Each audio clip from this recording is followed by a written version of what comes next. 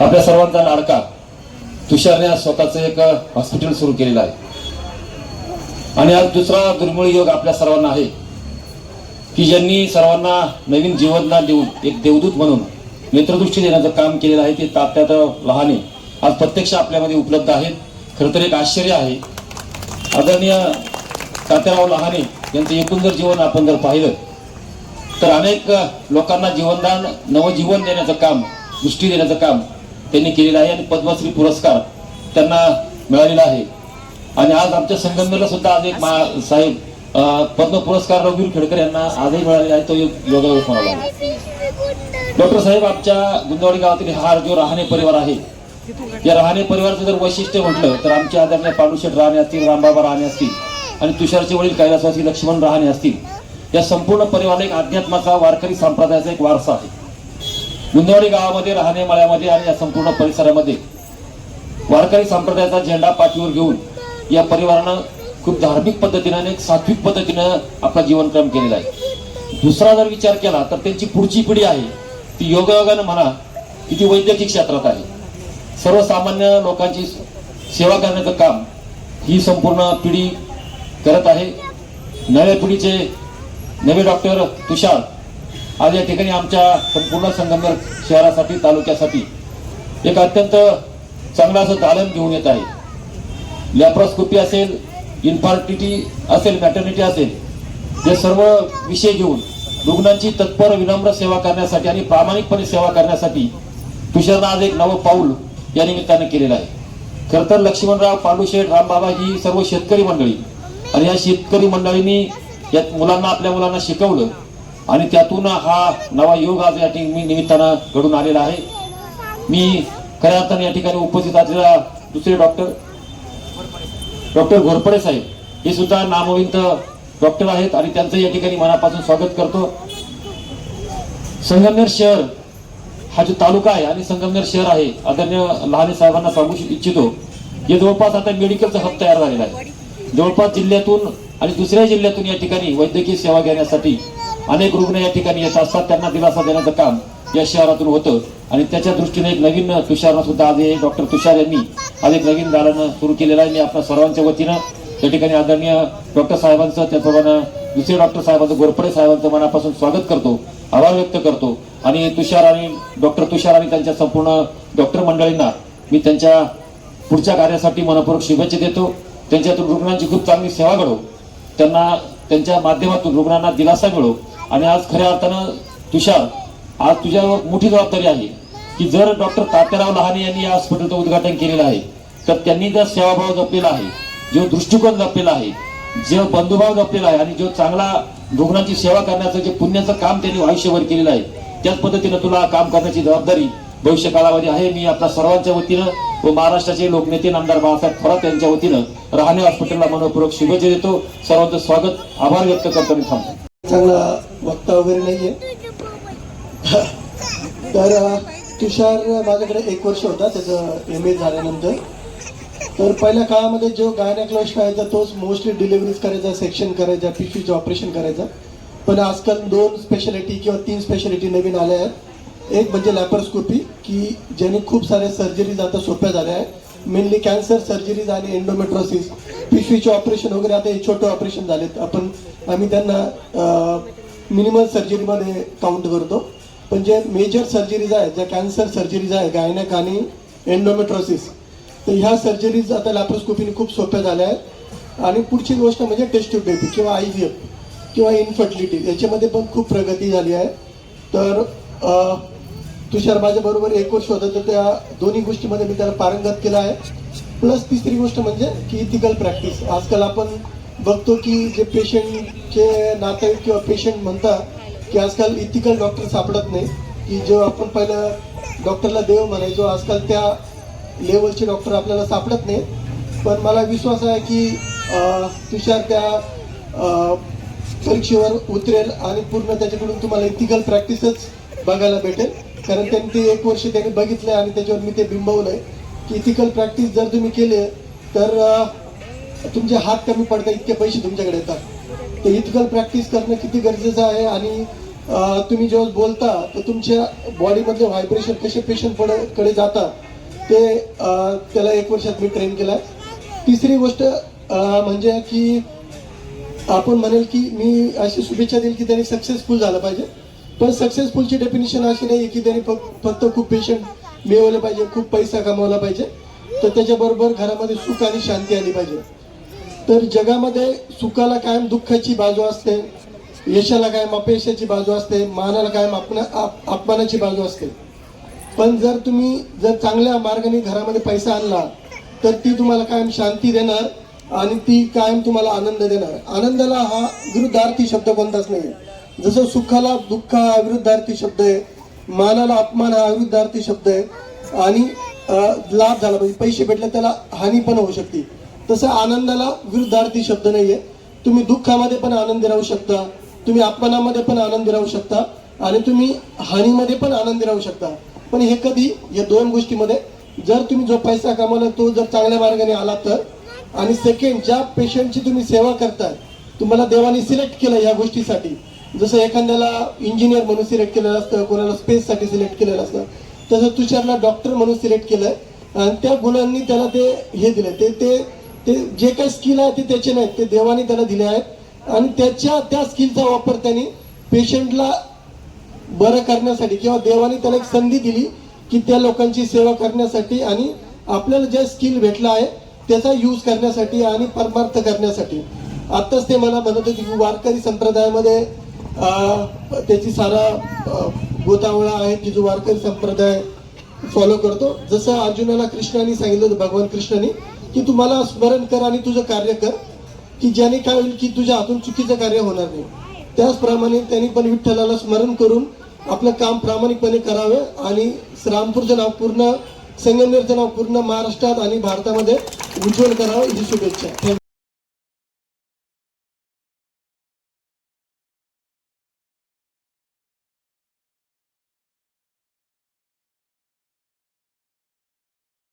Lahane sir, Ghorpade sir, Navnath काका, आदरणीय सासरे आणि मॅडम, मला सुचत नाही आहे काय बोलावं आणि कुठून सुरू करावी. कारण की मी सरांच्या अंडर जे शिकलो आहे त्याची रिव्हिजन आणि खरडपट्टी सरांनी फक्त 15 मिनिटात केली आणि सांगितलं की तुला काय करायचं आहे, काय नाही करायचं आहे. मी माझी सुरुवात केली MBBSला JJला असताना, आणि पहिल्या दिवशी सरांनी डीन ॲड्रेसला जे काही सांगितलं होतं ते आजही मला ध्यानात आहे की तुषार, कपडे वगैरे हे काही नसतं, तुला फक्त शिकायचं आहे आणि तू ज्या गावातून आलाय त्या लोकांसाठी तुला काम करायचं आहे. तू कुठेही फिरशील, काम करशील, तू MBBS करशील, MS करशील, DM करशील किंवा कसलीही फेलोशिप करशील, परंतु शेवट तुला तुझ्या गावात जायचं आहे आणि तिथं त्या लोकांची तुला सेवा करायची आहे. आणि त्यांनी जसं काही मार्गदर्शन पहिल्या दिवशी केलं होतं त्याच धर्तीवर आणि त्यांच्या मार्गदर्शनामुळे मी आता इथं आलोय. आणि सरांनी खरंच, मी परत म्हणतो की 15 मिनिटात जी खरडपट्टी काढली आहे ती पूर्ण 5.5 वर्ष त्यांच्या अंडर मी शिकलो, त्याची पूर्ण रिव्हिजन झाली. आणि सर, तुम्ही सांगितलेलं प्रत्येक गोष्ट आणि मार्गदर्शन मी 100% फॉलो करेन. आणि ज्या ध्येयाने रहाणे हॉस्पिटल सुरू केले ते मी पूर्ण करेल. माझे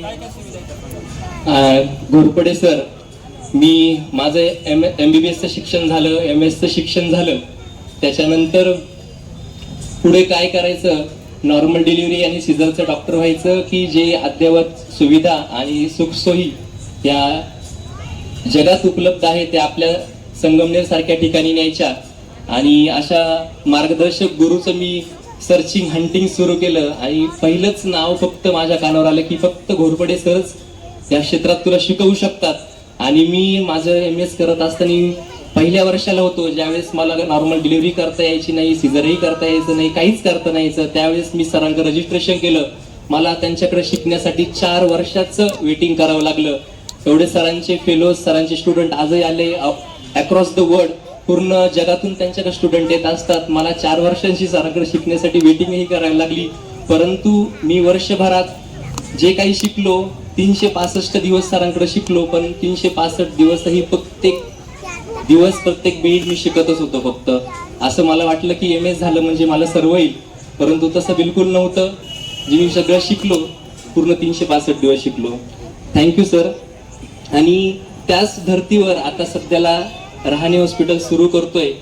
हे हॉस्पिटल सुरू होत असताना जे गुरुवर्य आहेत, माझे प्राथमिकचे शिक्षक आहेत, हायस्कूलचे शिक्षक आहेत, कॉलेजचे शिक्षक आहेत, त्यांनी जी काही मेहनत करायला शिकवली त्या मेहनतीमुळेच मी इथपर्यंत आज सुरू करू शकतोय आणि इथून पुढेही तसं कंटिन्यू करेल. आणि सगळ्यात महत्त्वाचं, माझे वडील गेल्यानंतर जे काही माझे चुलते असतील, माझे काका असतील, माझी मावशी असेल किंवा माझ्या बहिणी असतील, अगदी सगळे म्हणतात की बहिणींकडे लक्ष ठेव, बहिणी भाच्यांकडे लक्ष ठेव, परंतु माझ्या बहिणींनी माझ्याकडे इतकं सारं लक्ष ठेवलं की मी आतापर्यंत हे काय शिकू शकलो. पैशाची अडचण असेल, शिक्षणाची अडचण असेल, कुठं जाण्यासाठी मला 2 रुपयाची जरी अडचण असेल, पण माझ्या बहिणी असतील किंवा माझे सर्व नातलग असतील, त्यांनी मला इथपर्यंत पोहोचवलं. आणि हे जे काही हॉस्पिटल उभारू शकलो त्यातला प्रत्येक गोष्ट ही फक्त त्यांचीच आहे आणि त्यांच्यामुळेच मी इथे येऊ शकलो. देवाने मला काही थोडंसं बुद्धी दिली असेल, त्याच्यामुळे मी शिक्षण घेऊ शकलो. परंतु हे सर्व करत असताना मी कधीही मला डिमोटिवेट नाही होऊन दिलं की तुला तुझ्या घराची जबाबदारी आहेस, तू मोठा आहेस. आणि माझे छोटा भाऊ आणि त्याची बायको हे दोघंही माझ्या मागं अशा पद्धतीने उभे राहतात की मला कशाची गरज भासत नाही.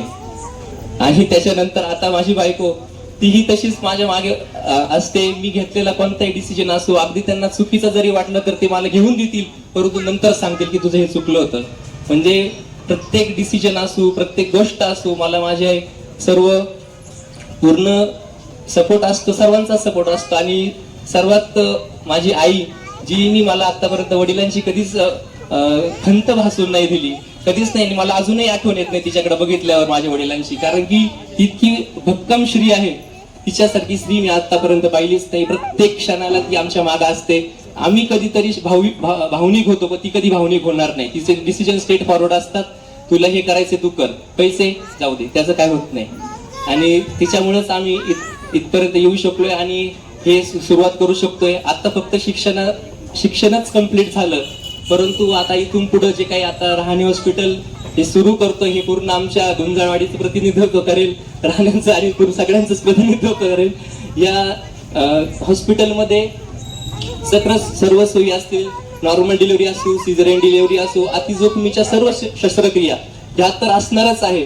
परंतु लॅप्रोस्कोपी असो, जे की सर्वात अवगत टेक्नॉलॉजी आहेत सध्या जगात वापरल्या जातात, त्या संगमनेरला मी आणण्याचा प्रयत्न करतोय. जर्मन कंपनीचे इम्पोर्टेड 2D लॅप्रोस्कोपीचं जे सेट आहे, ज्याची किंमतही खूप आहे आणि त्याचे आउटपुट जे पेशंटला जो काही फायदा होणार आहे तो आपल्या हॉस्पिटलला नक्की होईल. त्याचबरोबर मी जे काही टेस्ट टू बेबी किंवा IVF जे म्हणतो त्याचंही शिक्षण घेतलंय. त्याच्यामुळं आपल्याकडे जी सोनोग्राफीची मशीन आहे ती मुद्दामूनच 3D सोनोग्राफी मशीन विकत घेतली, नवीन मशीन विकत घेतली, कारण की त्याच्यामुळे येणारे जे आउटपुट्स आहेत, जे पेशंटला येणारा जो गुण म्हणतो तो खूप चांगल्या पद्धतीचा असेल. आणि सर्वात महत्वाची गोष्ट की वारंवार असं ऐकतो की नॉर्मल डिलिव्हरी करतोय, मग सीझर लागलं, सीझरच्या वेळेस डॉक्टर अवेलेबल नाही, भुलीचे डॉक्टर अवेलेबल नाहीत, किंवा पिडॅट्रिशियन बाळाचे डॉक्टर अवेलेबल नाहीत, किंवा लॅबवाले अवेलेबल नाहीत. परंतु सर्वच गोष्टी मी सोबतच घेऊन चाललोय. माझी माझी बायको पण MD अनेस्थेशिया झाली, तिचं पण चांगल्या ठिकाणून सेवाग्राम वर्ध्यावर MBBS झालं आणि गव्हर्नमेंट कॉलेजलाच MD झालं तिचं कम्प्लीट. तीही मला तेवढाच बॅकअप राहील, जे तेवढीच चांगली इमर्जन्सीची सेवा देता येईल. इथं आलेल्या सर्वांचे, नातलगांचे, उपस्थित सर्वांचे आणि वेळोवेळी माझ्या मागे थांबणारे माझे मित्र, जे कधीही कोणत्याही क्षणाला फक्त हाकेच्या अंतरावर तयार असतात, अगदी हॉस्पिटलचं काम असो, पर्सनल काम असो, अगदी कसलंही काम असो, त्यांचेही मी आभार व्यक्त नाही करत, कारण की मित्राला त्यांनी सांगू शकतो, तर ते सांगणार आहे. आणि आलेल्या सर्वांचे मी आभार व्यक्त करतो. आणि जेवणाची व्यवस्था केलेली आहे, तर सर्वांनी जेवण करून जा. तुषार हा माझा विद्यार्थी आहे. MBBS ला तो माझ्याकडे ग्रँड मेडिकल कॉलेजला शिकत होता आणि विद्यार्थी असताना अतिशय ॲक्टिव्ह, म्हणजे खूप चांगलं काम तो करत होता. अभ्यासू पण होता, चांगला अभ्यास करायचा. आणि मग पुढे चालून त्यांनी स्त्रीरोग तज्ञ झाला आणि त्याचा मला खूप अभिमान आहे की माझा विद्यार्थी ग्रामीण भागात जाऊन जे त्याची स्वतःची सेवा देणार आहे. आणि त्याला पुढचं ट्रेनिंग जे आहे ते डॉक्टर नितीनजी घोरपडे यांनी दिलं आहे. कारण आता बऱ्याचशा गोष्टी म्हणजे आपण आता अगोदर टाक्याचे ऑपरेशन करायचो, आता ते गेली आहेत सगळी. आणि त्याचं आता लॅप्रोस्कोपी आलं आहे ज्याच्यामध्ये टाके लागत नाहीत आणि लागले तरी ते पुन्हा काढावे लागत नाहीत. अशा प्रकारचे नवीन तंत्रज्ञान विकसित झालं आहे. त्याचं शिक्षण आणि त्याच्यानंतर जेव्हा वंध्यत्व येतो किंवा बाळ होत नाही अशा वेळेस जे IVF नावाचं नवीन तंत्रज्ञान आलं त्याच्यासाठी आपलं मोठ्या शहरात जावं लागतं. तर त्याचं तंत्रज्ञान शिकवायचं काम नितीनजींनी केलं आहे, तुषारला शिकवलं आहे. आणि ऋषाली त्याची जी पत्नी आहे तर त्या अनास्थेटिस्ट आहेत. म्हणजे हे फार चांगलं कॉम्बिनेशन आहे, कारण भूल द्यावी लागते आणि त्याच्यानंतर सर्जरी करावी लागते. आणि त्यामुळे भूल तज्ञ मागवायची गरज पडणार नाहीये. ते दोघंही एकत्र मिळून हे चांगलं काम करणार आहेत. आणि देशमुख साहेबांचं हे हॉस्पिटल आहे, कारण ते देशमुख साहेब हे ग्रँट मेडिकल कॉलेजचेच विद्यार्थी होते आणि त्यांच्या हॉस्पिटलमध्ये वहिनी इथं बसल्या आहेत. हे काम होणार आहे. नेता नवनाथ बसला इथे, त्याच्यानंतर राणेसाहेब बसले. बाळासाहेबांना बहुतेक मी फोन नाही केला. बाळासाहेब थोरात माझे अतिशय चांगले मित्र आहेत आणि संगमनेरला येत असताना त्यांचे म्हणजे ते त्यांच्याकडे मी नेहमी जातच असतो. आणि आज मला आनंद आहे की माझे बरेचसे विद्यार्थी पण इकडे येऊन उभे राहिले आहेत आणि तुम्ही सगळेजण संगमनेरकर इथे आला आहात. एखाद्या रुग्णालयाची सुरुवात जेव्हा होते तेव्हा जे रुग्णालयाचं उद्घाटन पहिल्यांदा तर मी असं तुमच्या सगळ्यांना डिक्लेअर करतो की रहाणे रुग्णालय लॅप्रोस्कोपिक इन्फर्टिलिटी मॅटर्निटी सेंटरचं उद्घाटन झालं असं मी जाहीर करतो. आता हे उद्घाटन झालं आहे, त्याच्यानंतर मग दुसरं असं येतं की मग ह्याला शुभेच्छा दिल्या पाहिजे है ना. तर मग आता शुभेच्छा द्यायच्या तुमच्या सगळ्यांना आजारी पडावं लागेल आणि मग म्हणजे त्याच्यानंतर तुमची लाईन लागेल. तर मग हे अशा शुभेच्छा देणं योग्य नाही आहे. आणि म्हणून मी जे शुभेच्छा देणार आहे ते अशा की आजार हा आपल्या सर्वांनाच असतो. आजाराची कारणं ही तुम्ही आणि मी हे शोधून ही बऱ्याच वेळेस सापडत नाहीत. आणि अशा वेळेस जे कोणी आजारी पडतील तर त्या आजारी पडलेल्या सर्वच ज्यांना महिला आहेत तर त्या जेव्हा इथं राहणे हॉस्पिटलमध्ये येतील तर त्यांच्यावर चांगला उपचार व्हावा आणि त्यांना चांगलं आरोग्य मिळावं असं मी देवाकडे प्रार्थना करतो. आणि या रुग्णालयाच्या माध्यमातून त्यांना जे काही प्रॉब्लेम्स येणार आहेत हे सगळे जे अडीअडचणी आहेत ते सोडवण्याचं काम तुषारने करावं. दुसरा तो माझा विद्यार्थी आहे त्याच्यामुळे मला त्याला आणखी एक सांगायचं आहे की जसं नितीनजींनी सांगितलं की हळूहळू जे सेवा आहे वैद्यकीय सेवा आहे तर ती हळूहळू आता बदलत चालली आहे. कारणं खूप असू शकतात, त्याला तुम्ही आणि मी काही वेगळे नाही, त्याचे कारणं असतात. पण माझं एक निश्चित मत आहे की आजही आपण विचार केला तर वैद्यकीय ही आजही सेवाच आहे. आपण बाकीच्या कुठल्याही व्यवसायाला पाहिलं तर ते व्यवसाय झाले आहेत पण वैद्यकीय सेवा मात्र आणखी सेवा राहिलेली आहे. आपण बाकीच्या ठिकाणी बघता तर ते सेवा हळूहळू कमी होत चालली आहे. वैद्यकीय सेवा ही असं नाही की कमी होत चालली नाहीये, पण आपण बाकी सगळ्या सेवांशी जेव्हा याचं आपण कंपॅरिझन करू तर तेव्हा वैद्यकीय सेवा ही सेवाच आहे. आणि ही सेवा करण्याचं काम ही डॉक्टर करतात. तो माझ्या हाताखाली जवळपास 5.5 वर्ष शिकला आहे आणि त्याच्यामुळे तो तर माझ्या जवळचा विद्यार्थी आहे आणि तो ॲक्टिव्ह मुलगा आहे. त्यामुळे त्याला हे माहिती आहे की माझे काय तत्व आहेत. आणि म्हणून त्या दोघांनाही मला आज असं सांगायचं आहे की आपल्याकडे रुग्ण येतात ते पैसे निश्चित देत असतात. एखादाही रुग्ण पैसे नाही म्हणून राहणे हॉस्पिटलमधून परत जाऊ नये ही गोष्ट आपण सातत्याने पाळत राहा. कारण अडीअडचणी ह्या सगळ्यांनाच असतात आणि ही जी गरीब माणसं असतात जी इथे येऊन तुमच्याकडे उपचार घेतील आणि त्यांच्याकडे पैसे नसतील, तर ते सगळ्यात मोठी गोष्ट देऊन जातात ते म्हणजे आशीर्वाद. आशीर्वाद एवढं मोठं काहीच नसतं. आणि म्हणून हे आशीर्वाद तुम्ही घ्या. आणि जे काही मंडळी आहे, कारण सेवा केल्यानंतर असंच जाणारी माणसं फार कमी असतात. आणि ही जी माणसं असतात, ही माणसं इथं जेव्हा येतात तेव्हा त्यांना सेवा घ्यायची असते, त्याच्यासाठी लागणारा मोबदला ते नक्की देत असतात. अडीअडचणी बऱ्याचशा लोकांना असतात. अशा वेळेस मला असं वाटतं की आपण त्याची काळजी करणं गरजेचं आहे. मी नेहमी एक गोष्ट सांगत असतो की आशीर्वाद खूप मोठे असतात. आणि हे मी पाहिले आहे की तुम्ही मला बघताय आज. माझ्या दोन्ही किडनी गेलेल्या होत्या 31 वर्षापूर्वी. आणि माझ्या आईने मला किडनी दिली, त्याला आता जवळपास झाले 31 वर्षे. आणि मी माझ्या आईच्या किडनीवर आहे.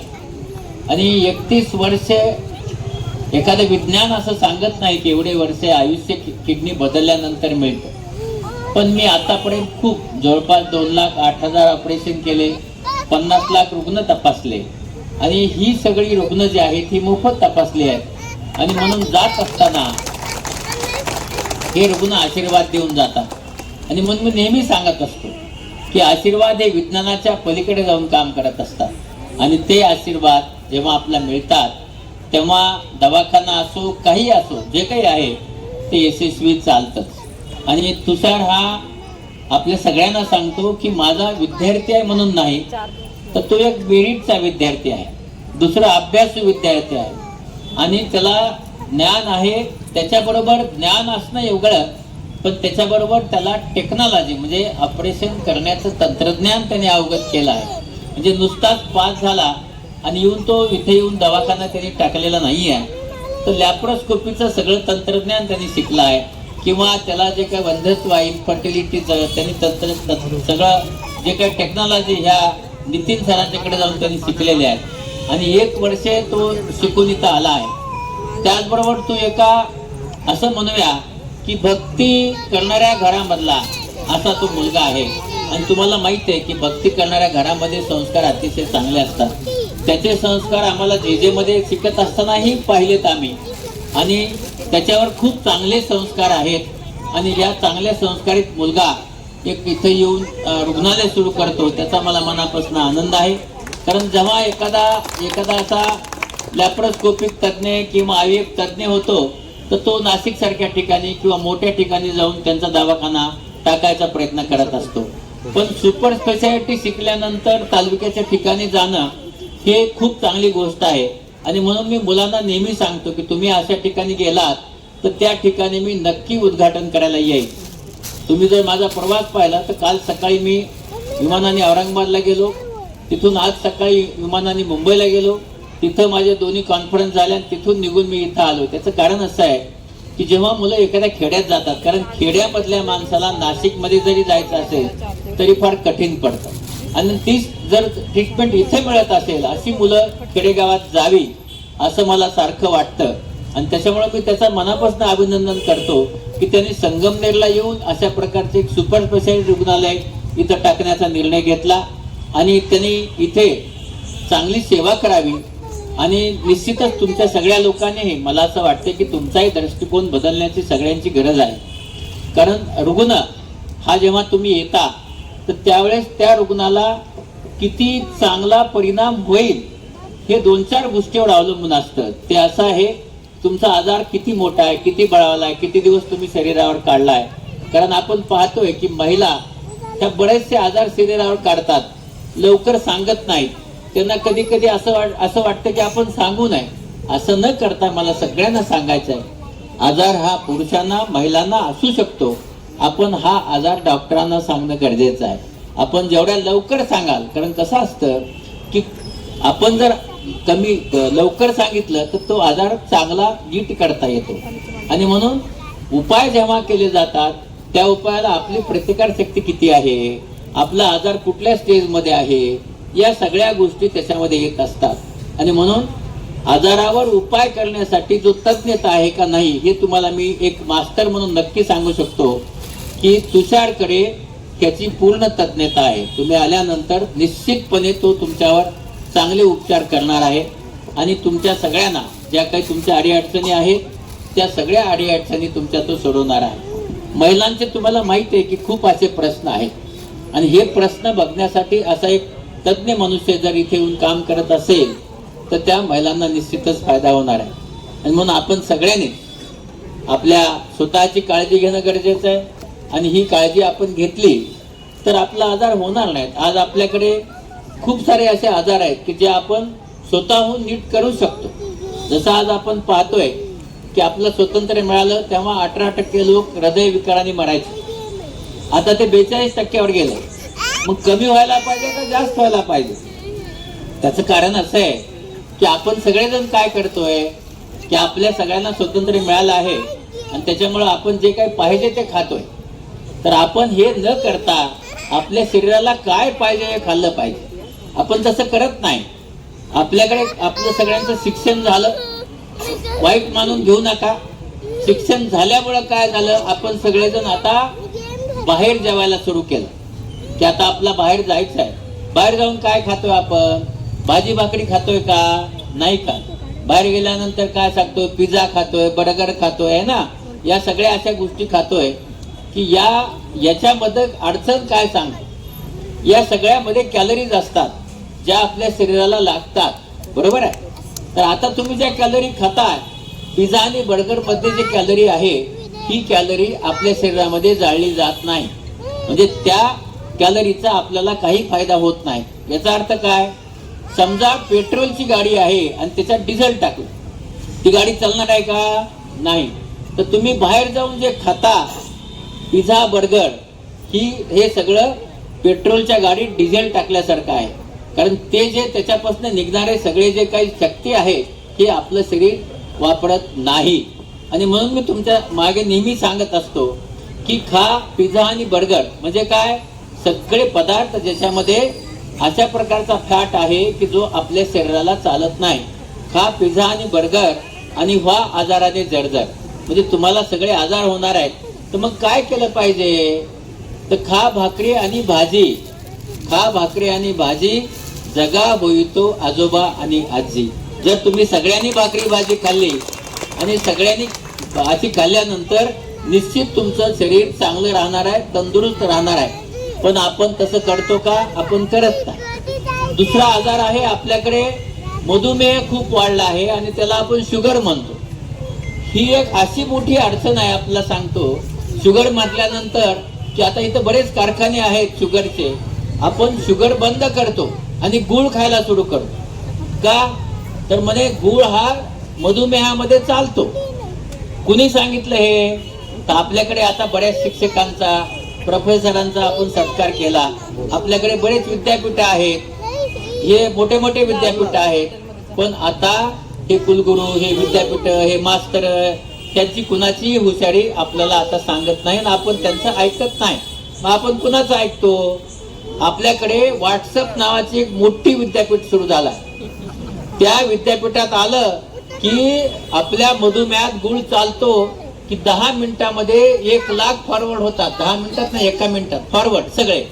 त्याचं शहानिशा कोणी करत नाही आणि मग आपण गुळ खायला सुरू करतो. मला सांगा, गुळ आणि साखर मध्ये काही फरक आहे का? नाही. पण मी ज्याला विचारतो, बाबा डायबिटीज झाला, हो आम्ही गुळाचा चहा पितो. अहो पण गुळाचा चहा पिता म्हणजे काय करता? साखरच घेताय ना तुम्ही. फक्त तुमच्या स्वतःच्या मनाला फसवताय तुम्ही. आणि म्हणून हा जो गुळाचा चहा आहे, हा गुळाचा चहा सध्या आपल्या सगळ्यांना त्रास देत आहे. दुसरा मी असं सांगत असतो की बिस्किट खाऊ नका किंवा खा, ते मला लगेच सांगतात नाही साहेब, आम्ही डायबिटीजचे बिस्किट खातो. काय नाव हो डायबिटीजच्या बिस्किटाचं? मारी. बरोबर आहे. नाव तरी नीट बघा ना. ज्याचं नाव मारी आहे ते कसं काय चांगलं असेल हो? पण तुम्ही ते सगळं खाता.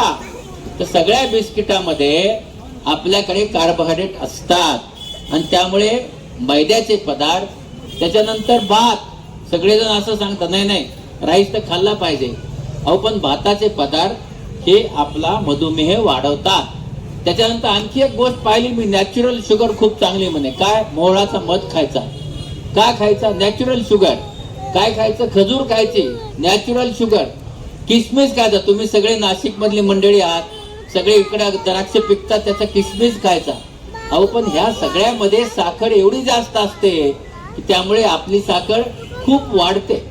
आणि त्यामुळं ज्याच्यामध्ये गोड आहे हे सगळं गोड नाही खाणे हे मधुमेहामध्ये करावं लागतं. पण आपण आपल्या स्वतःला फसवतो आणि त्याच्यानंतर मग आजारी पडल्यानंतर आपला बायपास करावं लागतं, आपला हृदय खराब होतो, आपली किडनी खराब होऊन डायलिसिसला जावं लागतं.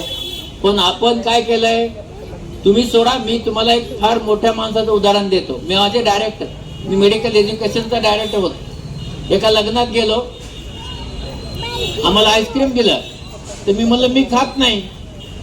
तर माझे डायरेक्टर मला म्हणले मी खातो. मी म्हणलं साहेब तुम्हाला पण डायबिटीज आहे? नाही. मी म्हणलं 2 वर्ष झाले. माझा 30 वर्ष जुना आहे म्हणले. चालतो. त्याच्यानंतर त्यांचं बायपास झालं 6 महिन्याने. मी त्यांना भेटायला गेलो. मी त्यांना सांगितलं साहेब आईस्क्रीम खाल्लं नसतं तर बायपास झालं नसतं. म्हणून नेहमी लक्षात ठेवा की मधुमेहामध्ये गोड खावं वाटतं म्हणून केळी खातात, चोरून केळी खातात, हे सगळं करतात. हे बघा, स्वतःला फसवू नका. म्हणून मधुमेहामध्ये हे काही खाऊ नका. आणि गोळ्याने मधुमेह हा ट्रीटमेंट नाही, 20% फक्त. तर आणखीची जी बाकीची 40% आहे ते आहे आहार आणि बाकीचा 40% आहे व्यायाम. आता हे व्यायाम करता का तुम्ही जाता का फिरायला? जातो फिरायला, काही लोक जातात. बाकीच्यांना जा म्हणून सांगितल्याबरोबर गुडघे फार दुखतात. का गुडघे ह्याच्यासाठी दुखतात की गरज नसताना वजन वाढले. ते बिचारे किती सहन करणार. त्यामुळे हे जे गुडघे दुखतात ना सकाळी, जेव्हा तुम्ही 1 वर्ष फिराल गुडघे दुखायचं बंद होतं. आणि म्हणून सकाळी उठून थोडं फिरा ज्यांना मधुमेह आहे त्याने, त्यामुळे तुम्हाला हे आजार होणार नाहीत. पण आता तुम्ही हे करत नाही. म्हणून आहार आणि व्यायाम ह्या 2 गोष्टी मधुमेहात फार गरजेच्या आहेत. तर त्या आपण केल्या तर आपल्याला आजार होत नाहीत. पण आपण तसं करत नाही. आपण आपलं स्वतःचं शरीर देखील सांभाळलं पाहिजे. आपण तसं करत नाही. आणि हे जर आपण केलं तर हे सगळा जो काही आजचे जे आपले आहार आहेत हे आहार सांभाळले तर आजार होत नाहीत. आणि झाले तर त्यावर उपाय करता येतात. तसं आपण केलं पाहिजे. आता मी आहे डोळ्याचा डॉक्टर. मी जेव्हा आताच आपल्या रघुवीर खेरकर साहेबांना पद्मश्री मिळाली, मी त्यांचं मनापासून अभिनंदन करतो की या खेड्यामधल्या एका माणसाला पद्मश्री मिळाली, त्याचा मला मनापासून अभिमान आहे. मला एकदा पद्मश्री मिळाल्यानंतर लोक मला भाषण करायला बोलवायला लागले. मला सांगा, पद्मश्री मिळाल्याने माझं डोळ्याचं ज्ञान काही सगळ्यांना बाकीचं ज्ञान येणार आहे का? नाही. पण मला बोलवायला आले मुंबईचे लोक आणि वसंत व्याख्यान मला दादरला शिकलेली माणसं, ते म्हणले तुम्ही भाषण करायला या. मी म्हणालो नाही, मला काही येत नाही. मी शिकवतो सगळं, पण डोळ्याचं मला काय येणार आहे, मास्तर आहे मी. काय म्हणले बाहेर जाऊन? घाटे आहे म्हणले गावाकडे, ह्याला काय येतं? वाईट वाटलं मला. मी म्हणलं नाही मी येतो तुमच्याकडे भाषण करायला. मी गेलो भाषण करायला. हे बघा, इथे येऊन उभा राहा. पब्लिक मध्ये भाषण करायची सवय पाहिजे. काय बोललो मी? आता खूप भाषणं केली, सगळी मला माहिती आहे. पण ते पहिलं भाषण तुम्ही विचारलं तुम्हाला काय माहित नाही. बोललो पण 30 मिनिटं आणि बसलो. एक आजी होती खालची, उठली. मला वाटलं झालं सगळं. तिने कागद दिला मला. त्या कागदावर लिहिलं होतं की डोळे नेहमीसाठी कसे चांगले ठेवायचे. त्या दिवशी 2008 मध्ये मी विज्ञानाचा विद्यार्थी होतो, आताही आहे. पण आता थोडं बाकीच्या गोष्ट मी सांगू शकतो. तर तेव्हा मी त्यांना सांगितलं की आपल्या डोळ्यामध्ये अश्रू येतात, हे आपल्या डोळ्याची काळजी घेत असतात. त्यामुळे दुसरं काही करायची गरज नाही. काहीही करू नका डोळ्यामध्ये. काय म्हणले मला? त्या म्हणल्या पद्मश्री झालाय, मला वाटलं तुला काहीतरी येतंय काय, की तुला तर काहीच येत नाही. म्हणजे काय? पद्मश्री झाल्यानंतर वैज्ञानिक सांगायचं नाही का? पण त्यांनी ऐकलं पाहिजे ना. त्यांनी काय ऐकलं नाही. मग मी मला हो आई, एक काम करा, सकाळ आणि संध्याकाळ थंड पाण्याने डोळे धुवा. हे असंच आन्सर देऊन टाकलं उत्तर. त्या खुश झाल्या, म्हणले वा वा वा वा, फार चांगलं झालं. माझी मैत्रीण बसली होती, तिने दुसऱ्या दिवशी बातमी छापली की थंड पाण्याने डोळे सकाळ संध्याकाळ धुवावेत, पद्मश्री डॉक्टर तात्याराव लहाने. मोठी बातमी. खाली तात्याराव लहाने यांचा फोन नंबर. मला सांगा, तुमच्या आयुष्यात एखादी बातमी पहिल्या पानावर छापून आली तर तुम्हाला आनंद होईल का नाही? तोच मला आनंद झाला होता. मी ती बातमी फाडली आणि लावून टाकली. ते काही संगमनेरकर नव्हते, मुंबईकर होते. 4 दिवसांनी फोन आला, तात्याराव लहान आहेत का? म्हणलं हो. ते तुम्ही थंड पाण्याने डोळे धुवायला सांगितले. म्हणलं सांगितले की. ते पाणी फ्रीजर मध्ये ठेवायचं का खाली ठेवायचं? पुन्हा लगेच फोन, त्याचं तापमान किती ठेवायचं? तर कसं सांगणार? मला वाटलं हे भाषण चुकलं. दुसरं एक दादरला भाषण होतं, स्वप्न जगा आणि स्वप्न बघा मध्ये. मी म्हणलं मी नक्की येतो दादरला, माझं भाषण चुकलंय. तिथं गेलो आणि मग विचारलं, अरे बाबा त्या भाषणाला कोण कोण होतं? सगळे म्हणले आम्ही होतो साहेब, थंड पाण्याने डोळे आम्ही धुतोय. म्हणलं नाही गडबड झाली, ती थंड पाण्याने डोळे धुवायचं बंद करा. मग मुंबईच्या नळाच्या पाण्याने डोळे धुवा. बरोबर? म्हणजे काय होणार? मला कुणीही आता विचारणार नाही की मुंबईच्या नळाच्या पाण्याने डोळे धुवा. पण मुंबईकर पुन्हा हुशार. 4 दिवसांनी फोन आला, ते मुंबईच्या नळाचं पाणी तुम्हीच का? म्हणलं माझं नाव पण विसरले त्यात. म्हणलं हो. ते म्हणले नळाचं पाणी सप मारायचं का हळूहळू मारायचं? तर मला सांगा, सप मारल्या डोळा राहील का हो? पुन्हा फोन, ते डोळा उघडा करून मारायचं का डोळा बंद करून मारायचं? त्यामुळे तुमच्या सगळ्यांना सांगतो, बाबा डोळे बिळे काही धुवू नका, नाही तर मला सगळे फोनवर फोन करत बसा. तर हे अशा अडचणी निर्माण होत असतात. आणि म्हणून आपला डोळा जो आहे, हा डोळा चांगला ठेवण्यासाठी काय करावं? आपला डोळा बघत नाही, आपला डोळा फोटो काढतो आणि हा इथला फोटो इथं जातो मेंदूला, आणि हा मेंदू बघत असतो. आणि म्हणून तिथपर्यंत जे वाहून द्यायचं काम करतो ते अजीवनसत्व करत असतो. आणि म्हणून अजीवनसत्व जर आपण मुबलक खाल्लं तर आपला डोळा ताजा तवाना होतो. बरोबर आहे? मग कशात आहे अजीवनसत्व? गाजर, पपई, शेवग्याची शेंग आपण खाल्ल्याने आपले डोळे चांगले राहतात. समजा मी असंच भाषण करून गेलो, तर पुढच्या वेळेस इकडे हा नवनाथ बसलाय नेता, इकडे तुषार बसलाय, मला म्हणतील अरे तुझं इथलंही भाषण शेवटचं पण चुकलं. कसं? कारण मी आता गाजर सांगितलं, वहिन्यालाही बसल्या तिथं, घरी गेलं की लेकराला गाजराचा रस, गाजराचा शिरा, गाजराचाच उपमा आणि सगळं गाजरच खाऊ घालतो. पुढच्या वर्षी गाजरासारखा. पण काय आपल्याकडे काय अतिशयोक्ती करायची सवय आहे. त्यामुळे सगळ्यांना नमस्कार. गाजर आठवड्यातनं एकदा एक छोट गाजर खाऊ घाला, मोठं नाही. पपई 4 फोडी छोट्या छोट्या, सगळी पपई माती मारू नका. आता मी ते शेवग्याच्या शेंगा सांगायचं बंद करणार, कारण चुकून सांगितलं मी तुम्हाला. त्या एक आजी आल्या माझ्या दवाखान्यात आणि शेवग्याच्या शेंगाने मुलाला घेऊन आले. त्या म्हणले हे पोरगे शेवग्याच्या शेंगाच खात नाही. म्हणलं का? ते काय शेळी आहे का कच्च्या खायला? आहे का ना? ते शेवग्याच्या शेंगाची भाजी करून त्याला खाऊ घाला, म्हणजे मग ते काहीतरी त्याला ते विटॅमिन हे मिळेल. आहे लक्षात? त्यामुळे हे आपण सगळ्या गोंधळ घालून ठेवला, तसं करू नका. आणि आपले डोळे जे आहेत, लहान मुलाचे डोळे मात्र तपासून, पहिल्यांदा तर जन्मल्यानंतर तपासून घ्या, 2-3 महिन्यांनी, 3 वर्षांनी तपासा आणि 5व्या वर्षी तपासा. ज्याच्यामुळे एखादा डोळा जर अशक्त असेल तर त्याच्यावर उपाय करणं शक्य होईल. जाता जाता एक शेवटची गोष्ट सांगणार आहे, जी तुम्ही 100% ऐकणार नाही. बरोबर? मला सांगा, कोणी ऐकणार आहे का? हात वर करा बरं. मी सांगितलेलं आता किती बरेच कमी हात. बरं, आता ज्याने ज्याने हात वर केला त्याने लक्षात ठेवायचं, मी सांगितलेलं ऐकणार आहे. हे बघा, सध्या तुम्ही मला सांगा, सगळे शाळेत शिकले, बरेचसे शिक्षक आले, माणसाला काय लागतं? अन्न, वस्त्र, निवारा, पाणी लागतं का नाही? हे 100% खोटं आहे. आता काय लागतं आपल्याला? Mobile phone, mobile phone, mobile phone. मिळालं तर अन्न, वस्त्र नसलं तरी चालतं. अशी आपली परिस्थिती आहे. बाबांनो हे बघा, तुम्ही जरी हात वर केले तरी मोबाईल फोन तुम्ही बंद करणार नाही, पण तो कसा वापरायचा एवढं तरी लक्षात ठेवा, तेवढाच मला आनंद होईल. हे बघा, म्हणजे कोरडे पडणारे डोळे माझ्या म्हणजे 5 वर्षापूर्वी माझ्याकडे 100 मध्ये 1 किंवा 2 पेशंट यायचा. आता माझ्याकडे 65% पेशंट येतात डोळे कोरडे झाल्यामुळे. किती? 65%. का? Mobile phone. या मोबाईल फोनमुळे हा झालाय बदल. आणि म्हणून तो कसा वापरायचा हे बघा. मोबाईल फोन मध्ये 1.6 रेडिओ फ्रिक्वेन्सी वापरली जाते. बॅट 1.6 म्हणजे ह्या पोलवर 1.6, ह्या पोलवर 1.6 आणि मॅग्नेटिक एनर्जीनी कॅच केली जाते. आपण हा फोन आपल्या कानाला लावतो. अगदी बघा, स्वतः पहा, ऑनेस्टली बघा, कान दुखतो का नाही? दुखतो. गरम होतो का नाही? होतो. पण तरीही आपण कानाला लावतो. आपल्या कानाला लावल्यामुळे 5% मेंदूचे कॅन्सर वाढले आहे. मेंदूचे कॅन्सर वाढले आहे. डोळ्याला काय होत आहे?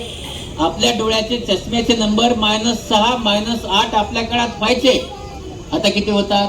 -20, -25. का? Mobile phone. मोबाईल फोनमुळे जे नंबर वाढायचे ते दुपटीने तिपटीने वाढत आहेत. आपले डोळे कोरडे पडतायत. आपला मान खाली झाली, मान आपली, पाठ दुखतीये, सांधे दुखतायत. आणि आपण सगळेजण रील नावाचा प्रकार आला. रील एक झाली, दुसरी, तिसरी, असं का बघतो?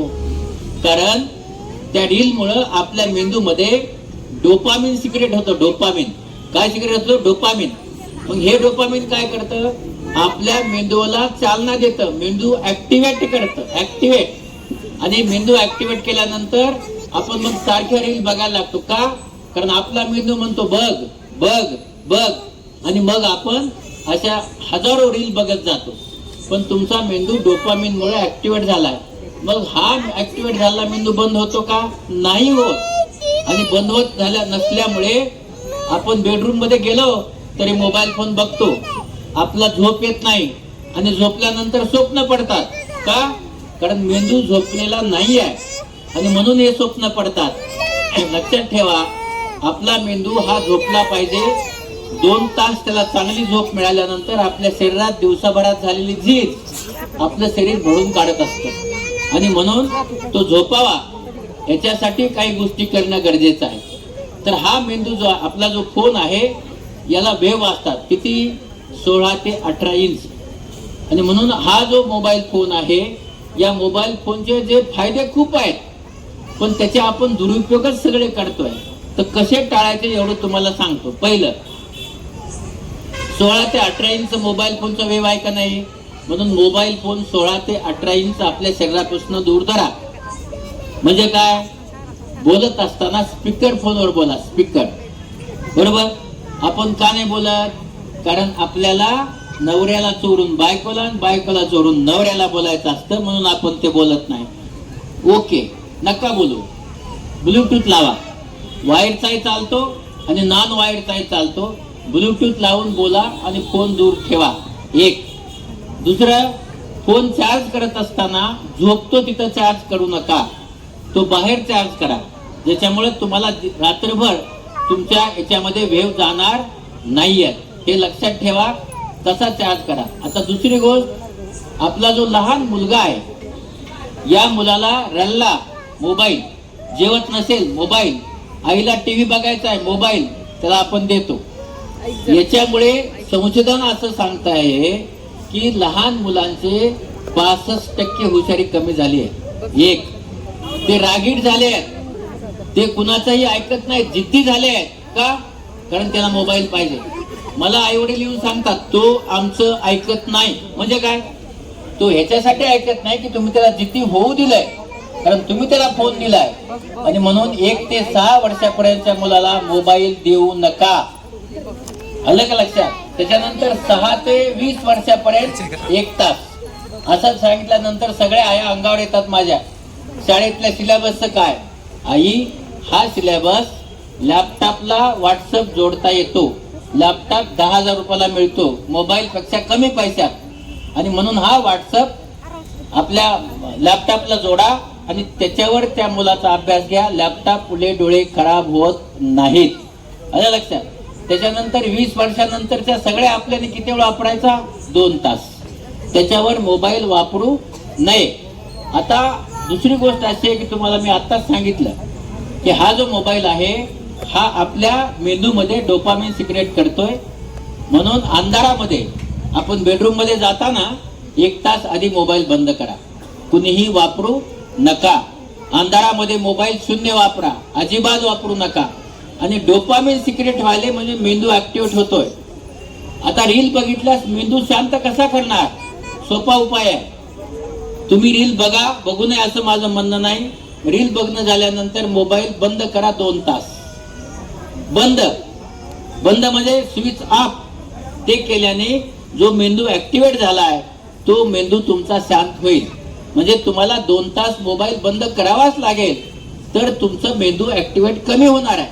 दुसरं काय केलं पाहिजे, तुम्ही सगळेजण उपवास करता का नाही, सोमवार मंगळवार बुधवार, तसा 1 दिवस मोबाईलचा उपवास करा. ते करावंच लागणार आहे. आज जरी नाही केला तुम्ही तर पुढे जाऊन तुम्हाला 1 दिवस मोबाईल बंद करावाच लागणार आहे. कारण तुमच्या शरीरात काय काय होणार आहे तुम्हाला माहिती नाही आहे. कारण तुम्ही इथे ठेवला हृदय खराब होतं, खाली ठेवला स्पर्म काउंट नाही येत, नपुसक होतो पुरुष. म्हणून ह्या सगळ्या गोष्टी होणार आहेत आणि म्हणून तुम्हाला बंद करावाच लागणार आहे. आता बऱ्याचशा देशामध्ये शाळेमध्ये मोबाईल बंद केला आहे, 12 कंट्रीत. ते बाकीच्या ठिकाणी होणार आहे.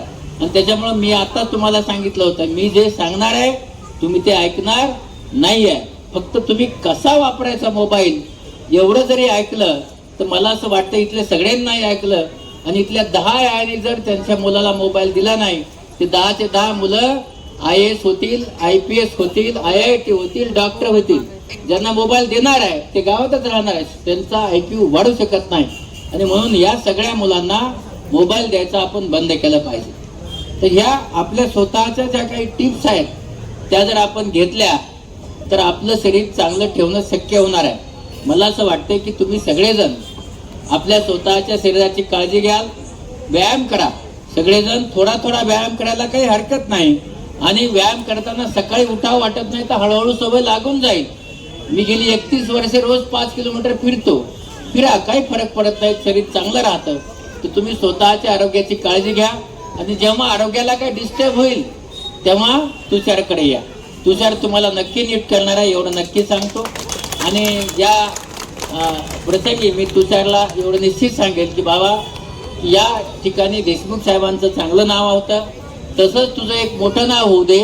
तुझ्याकडे आलेल्या पेशंटनी मला फोन करून सांगू दे की तुषारकडे गेलो होतो, आमच्यावर चांगला उपचार झाला आणि त्या सगळ्यांना चांगला उपचार मिळू दे असं देवाकडे प्रार्थना करतो. पुन्हा एकदा राणे हॉस्पिटलचं उद्घाटन झालं असं जाहीर करतो आणि माझं लांबलेलं भाषण संपवतो. जय हिंद.